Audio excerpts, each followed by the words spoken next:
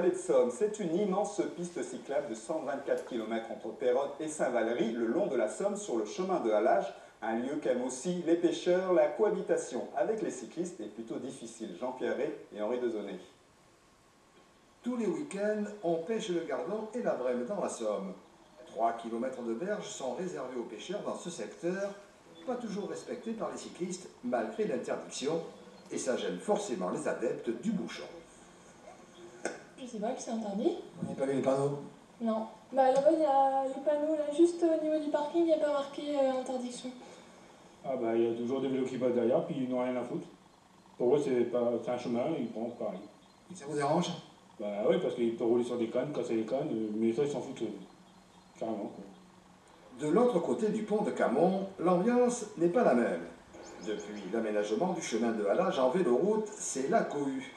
Les pêcheurs ont disparu. Il faut dire que la berge s'est rétrécie comme peau de chagrin. Le pêcheur va se faire casser la canne par inadvertance par un promeneur, un cycliste ou autre, et on arrive sur des conflits d'usage. Les pêcheurs partagent, respecter les zones qui leur sont réservées. On arrive un peu à des réserves d'Indiens, c'est bien dommage. Les 18 000 pêcheurs samariens n'ont que 7 petits kilomètres de berge rien que pour eux, sur les 124 que compte le véloroute.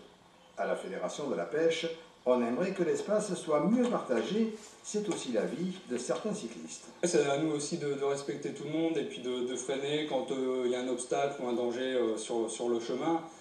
La nature appartient à tout le monde, donc il faut se respecter quand même. Ouais.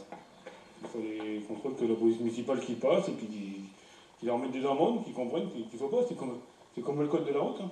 Pour satisfaire tout le monde, le département a détourné le flux des cyclistes au bord des étangs. Mais sur 200 mètres, les berges tant prisées par les pêcheurs ont disparu. Pas facile à Camon de taquiner le goujon.